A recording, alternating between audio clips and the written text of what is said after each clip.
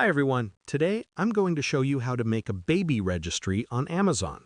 First, open your web browser and search for Amazon Baby Registry in the search bar. Once you arrive at the Baby Registry page, click on Create Your Registry. Fill in the basic information about your baby registry, including details about you, your baby, and when you're expecting.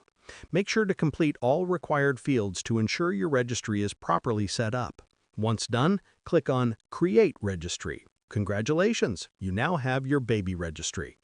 Next, start adding items. Browse Amazon as you normally would and search for products you anticipate needing for your baby.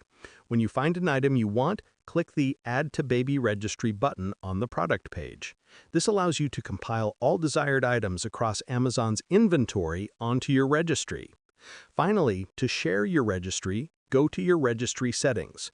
You'll find options to generate a shareable link or share it directly through social media.